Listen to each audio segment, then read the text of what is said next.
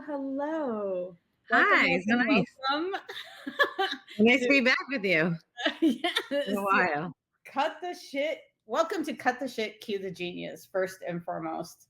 And yes, welcome, Liz. This is a twist, right? Like I mean, why not? So full circle, but super awesome to have you. And I know that you've been busy, and we are going to talk about the messiness of happy mess Ines, and also how to be a messy entrepreneur. And I think you are it when it comes to that. It used to be something I would probably be offended by, but that is the truth. That Like I don't want you to be offended by anything. Like, oh, no, not anymore.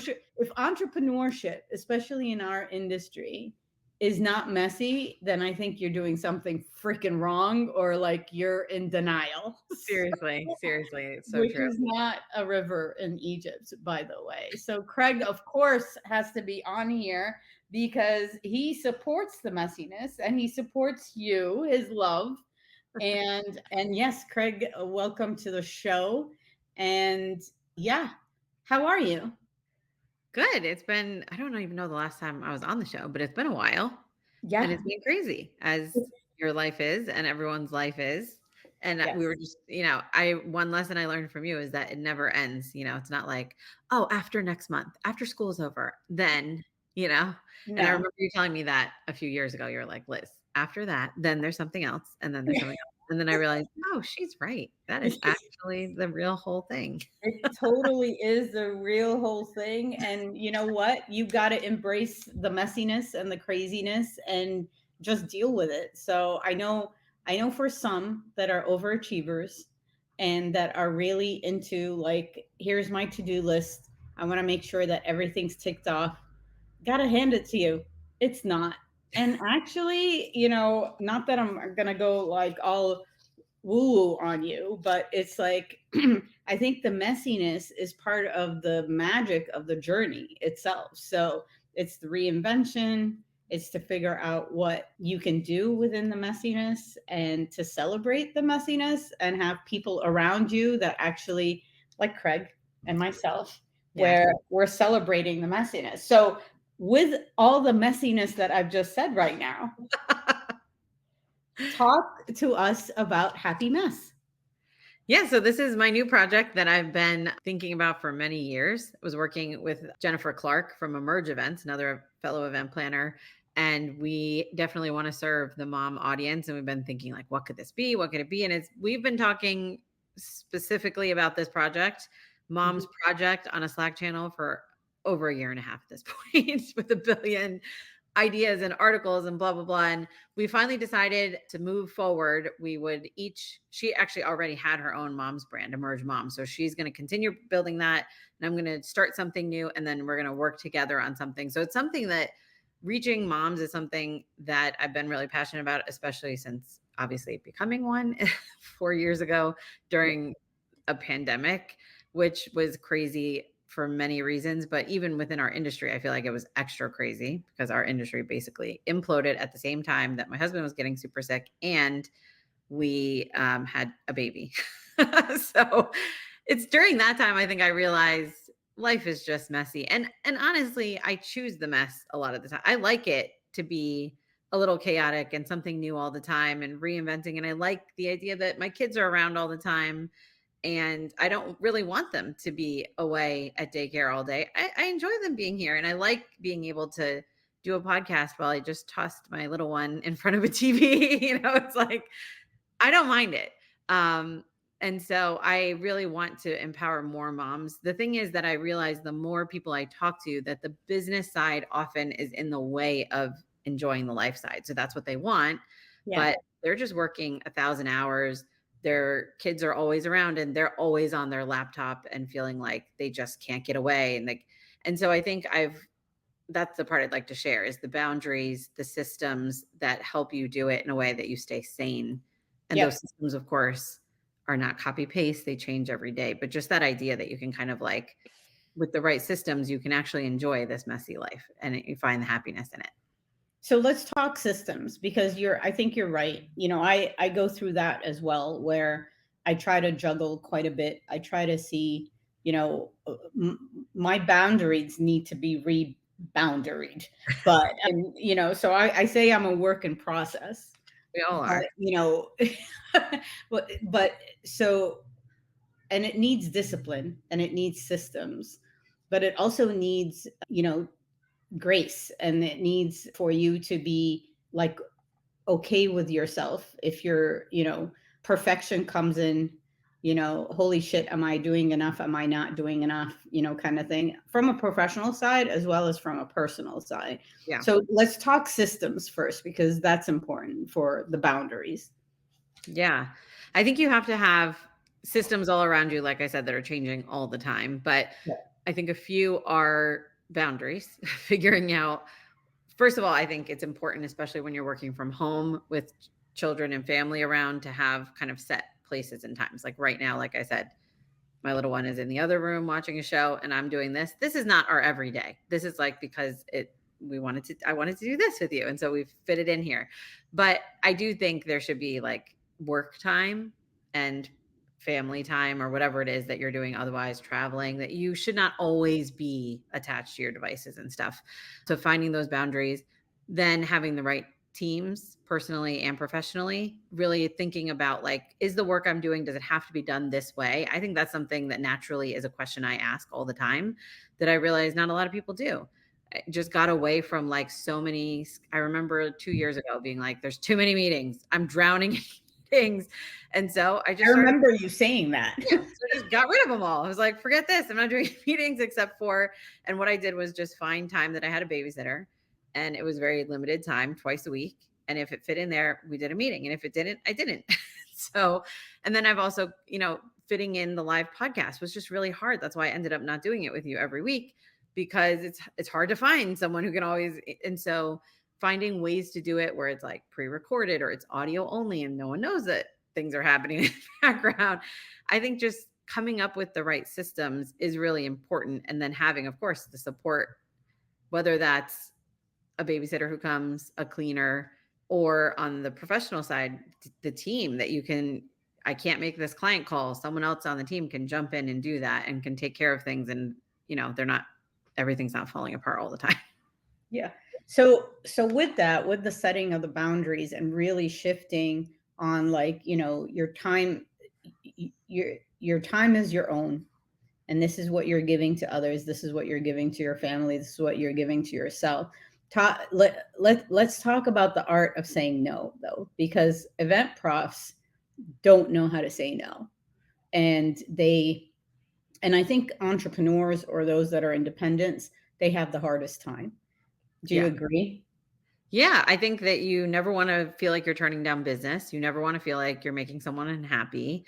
And I think what I've learned is it's part of having that kind of abundance mindset. It's like by setting boundaries and saying no, you actually, it's funny because when I started doing that several years ago, I was terrified. I'm like, oh, I don't want to tell them that that's part of, like, it's out of scope and now I'm going to charge you more. I didn't want to do that years ago. And then I did that and people started seeing me as more valuable because I would say no. And so they were like, "Oh, I know that this is out of scope, so we'll make sure to pay you accordingly." I'm like, "Okay, great." It's like kind So of, it's coming from them, but you planted the seed. yeah, but you also, because it's funny because when you're less available, people value you more. So whether you're saying no to a meeting because you don't have any time in the next several weeks because you haven't budgeted that, you don't have like time that you want to spend doing that, Right. I think we all feel like, well, I could slide it in. I could jam it into my schedule. Okay, well, yeah, but then everyone pays the price. And the person that you jam that in for actually values you less Yes. than if you just told them you weren't available. And I really hate that feeling of like you and I are chatting and my brain is somewhere else. And because I know I'm supposed to be doing something, to find that balance and to be able to focus on the things you have to focus on, I think it's important to say no so that when you're in the moment doing whatever it is that you want to be doing, that you can actually be doing that. Yeah.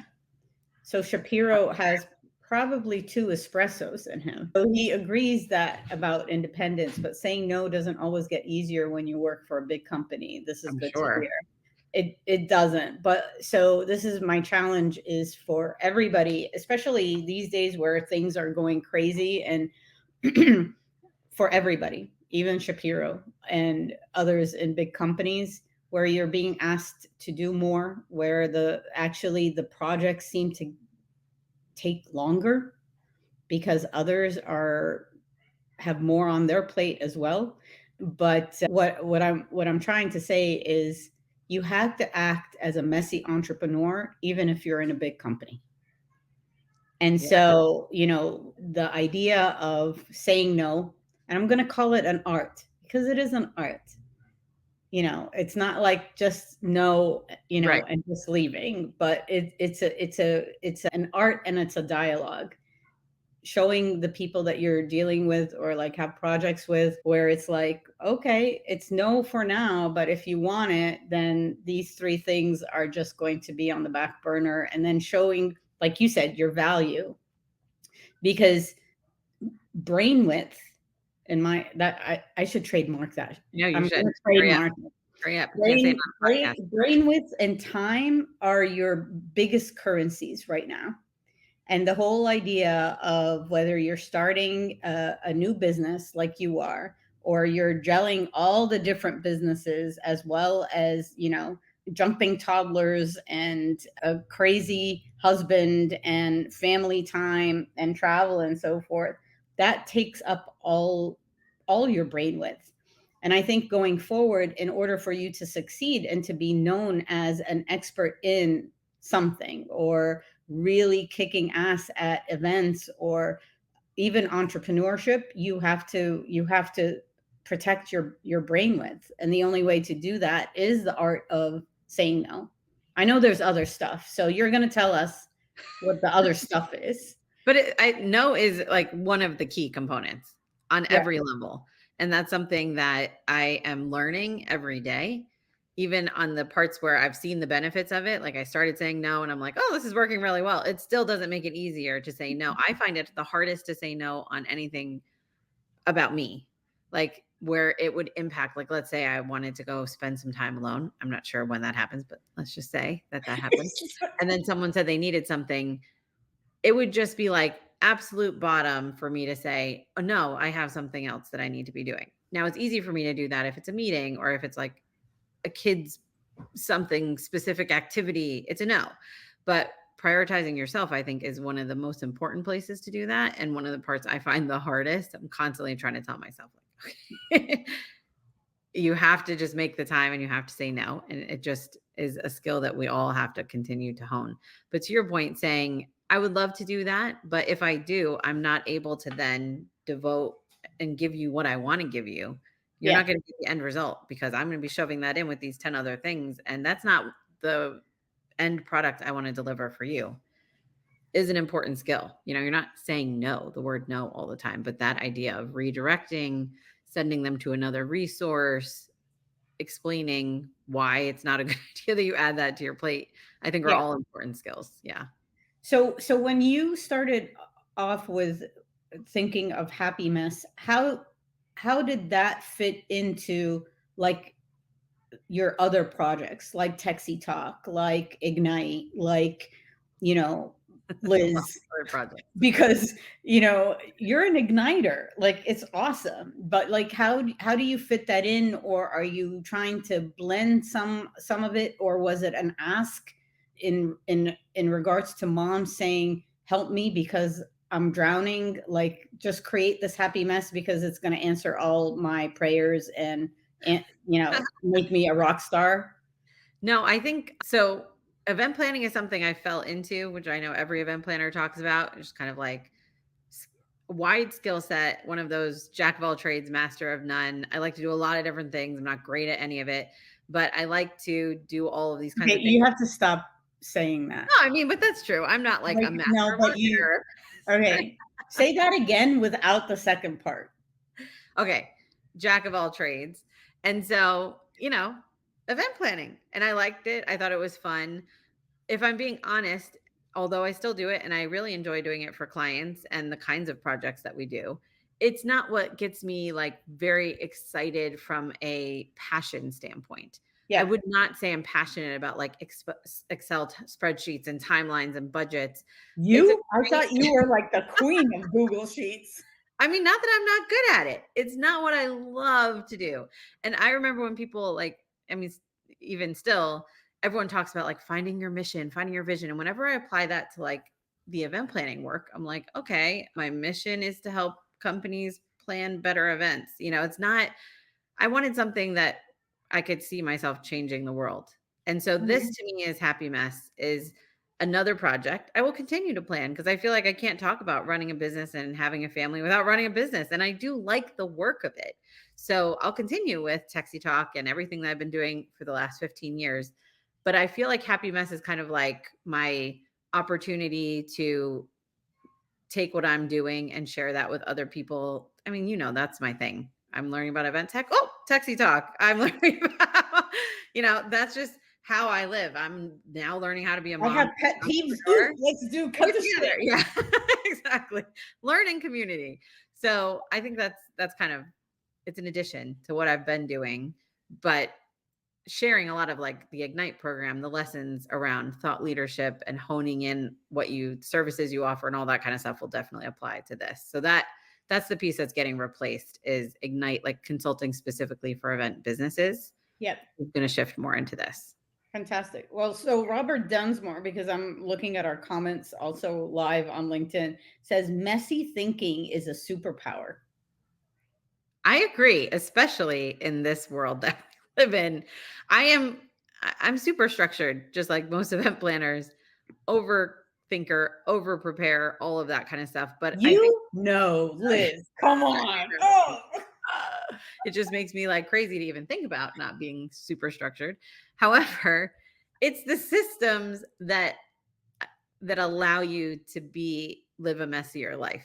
Like I think there are two different things there's a difference between like chaos and messy.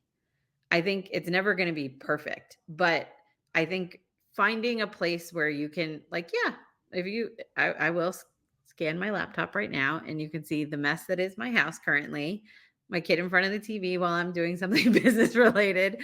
It's never going to look perfect, but the systems are what prevent you from just being utter chaos. Like you don't know what's going on. You can't do anything that matters to you. Like you're not seeing your parents in 3 months because you're too busy. You can't possibly get over there. Your kids are in way too many activities. Life is too crazy. That's not what I mean. But I think the ability to roll before it's cleaned up and perfect is what gives you the competitive edge. If you're waiting too long to make it all right or for it all to settle down, you're going to, and in this world, things are just moving at lightning speed. There's just no way to wait until everything is right. It's just never ever going to happen. So I Yeah. think that's definitely where it becomes a competitive advantage. Well, so and I think I mean this is a great segue. It's important to find the messy partners, whether in life or whether professionally, that can become your doppelgangers, basically, in regards to either you team up with or I say that about my team all the time. Like when we're on site, we play Serena and Venus all the time. Here, you take that crazy one over there. No, like I'll take this one. No, you do this. Oh, no, we got to do that. So, I mean, you're blessed because you have a crazy partner in life, Craig. And I have to ask the question, do you have Google Sheets with Craig? Of course we do. Are you kidding? He's always like, "What's that person's address?" I'm like, "Check the family contact sheet, Google spreadsheet." We So have when them. you say systems, like you're taking it to another level. I mean, I think that's standard, but yeah, probably other people think I'm crazy. I don't know if it's standard, but okay. So that being shared, so how do you like give advice to anybody that's having a happy mess as a life or as professional? How do they seek their doppelgangers? What's the criteria? What do they have to go through? Like is this like an initiation type of thing, especially on the work side? I'm not talking about like on the personal side. Yeah, so I think you have to have a good mix of people who are on the fly, ready to roll with you with whatever you have, and who ground you, which I would guess is Vivian for you, who's also on this call. You have to have that mix of people. And so I am kind of like always filtering that as I talk to people. I'm like, okay, this person goes in that bucket, this person is more that bucket. And you have to have both sides. It's Jennifer like Clark. seating people at a wedding party. Yes, yes, The yes. tables. Yes. And Jennifer Clark, who works with me, is the perfect example of someone who is much more structured. She thinks things through. And I can't tell you how many times I've sent an email and then she follows up very quickly with, and also, client, please think about the following 10 things that were not mentioned in the previous email. I'm like, oh, thank God she did that.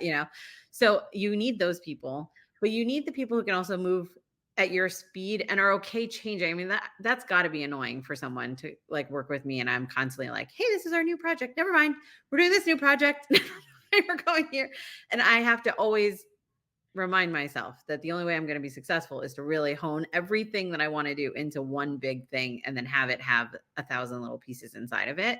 But I think it's meeting people and just getting to know them. I think that's the other thing is like, I've never done well with job descriptions, referrals. It's through how you and I met. It's like we met on Twitter. That's how Jennifer and I met. That's how everyone I've met is a friend of a friend or someone I met online that you just have a lot of good, funny conversations with and you enjoy doing life with and you like their family. And that's the vibe with everyone that I work with. It's like, I want your kids to be on our meetings. I want to meet your husbands and your wives, whatever, when we go anywhere. And Yeah. I think it's that you have to be that level of comfort with anybody that you work with.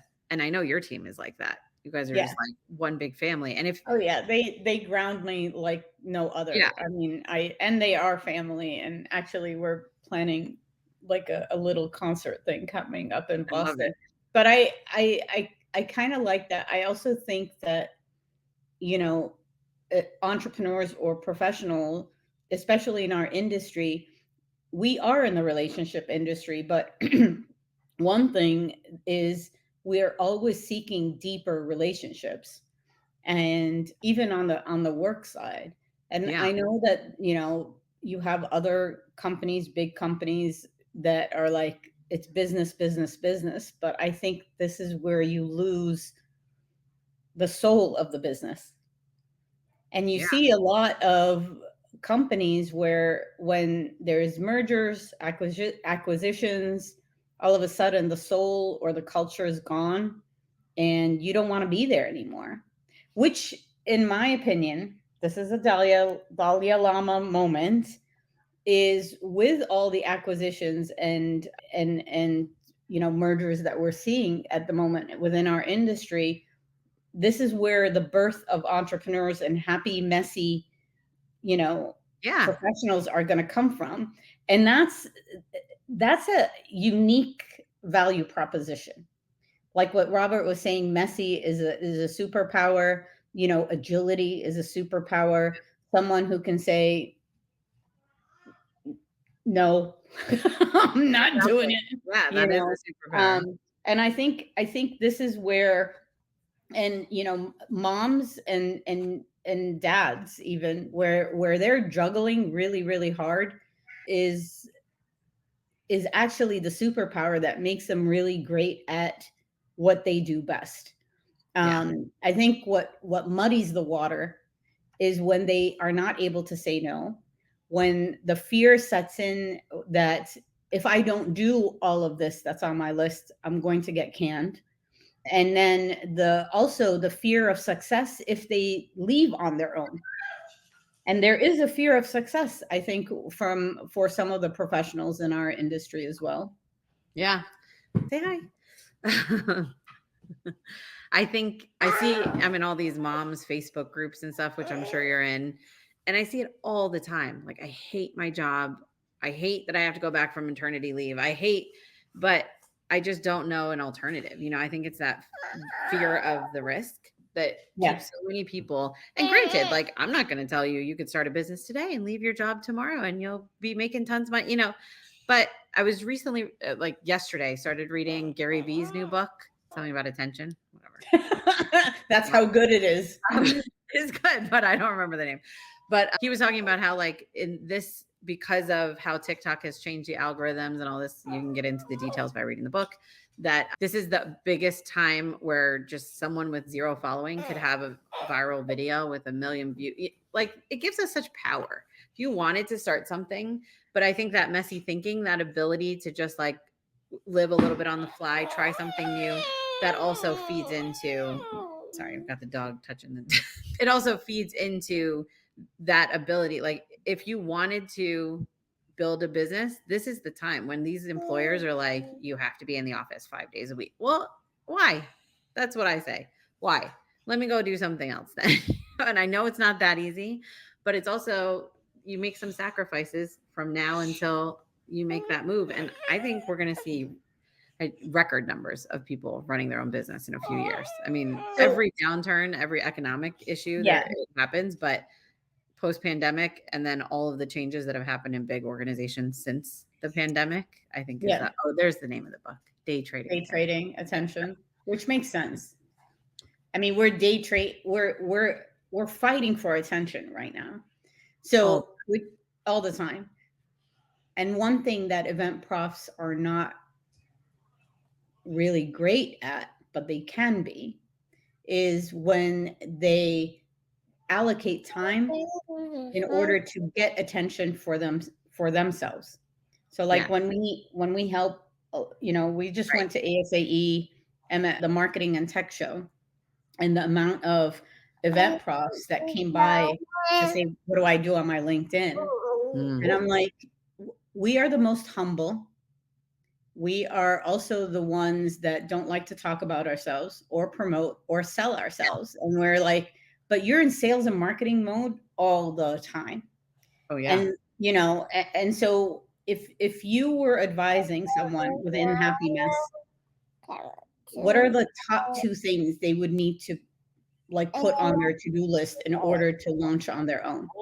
Be serious about building your personal brand, which does Yep. not mean logo and web. I'm not really, it's about the content, sharing the life that you live every day Yep. and the pieces of that, not just, again, not just the business side of things, but every part of your life. The fact Yep. that you love Starbucks and the fact that you're off doing whatever you're doing. So I think getting used to the idea that you have to be willing to share your life in order to connect with other people, because that's how you're going to make any difference on social media. And social media and emails and connecting with people is still one of the biggest ways to get new clients. So I would say that. And then the other thing is the sacrifice side. I think you have to be willing to decide that if I want to go do this on my own, how much do I really have to be making? Which, because there's a lot of expenses like maybe childcare or house cleaner or whatever that you might not need if you were home all the time. So what does that really look like? If you didn't have all those additional expenses, what number do you really have to be at? And what are you going to have to do to get there? And that's, like I said, that's not like, oh, tomorrow I launch a new business and I'm bringing in millions of dollars of new clients. It's going to take you some time, which means you might have to not eat out for a while, or you might have to like not travel for the next 3 years because all that money goes into you being home. And the thing is, the messy part is, that's totally worth it. It's worth whatever things you have to make, whatever sacrifices you make, to have the freedom and flexibility to go from like this podcast to power washing my house, back to some emails, Can you over to come to my house and power wash my house too? we're going to find out. I'm going to try it today. We'll see if I can do it. If I All right. can, I'm Come to only Rockport. but that's, I think it's worth it, but you have to make some sacrifices. I hate the, influencer like glamorizing of life. That's where I really came up with the mess part of it. Okay, I don't look like this every day. Even this is not fancy, but the idea of like the long eyelashes and the perfectly perfect house and the, come on, that's not life. Yeah. For most of us. Well, so where can people find you or find more information on Happy Mess if they want to be part of your tribe?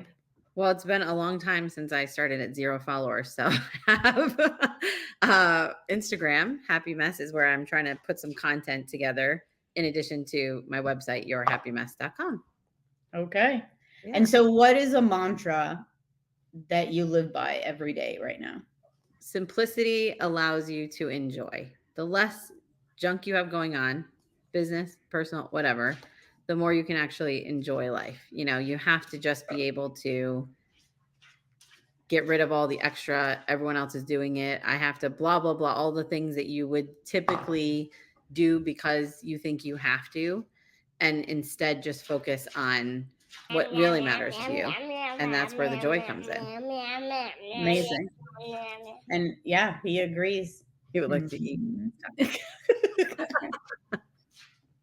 Well, Liz, I wish you all the best, and I would support you 200% on any happy messes that you decide to do now and forever. Likewise. I mean, you're one of my compadres in this world of craziness, especially in the events industry business and family and all the things that take our time. It's not just kids, obviously, Yeah, although you have kids, but there's so many people out there who feel like they don't resonate with this message because they don't have children or because their children are older or something. It's like life is whether it's always throwing something at you. And it's just about totally. the ability to enjoy whatever it is you want to enjoy. Maybe you want to Yeah. be traveling. Go do it. Why are you sitting in an office all day? Exactly. It's a mind shift for sure. But thank you for being on the show. It's Thank been you a for having me. while, I and know. our next show is actually our 100th episode. That is crazy. It is crazy. Congratulations. So more details to come on that. And we will see you in a couple of weeks. Hope you have a wonderful weekend. Thank you. Thanks, everyone. We'll talk Bye. soon.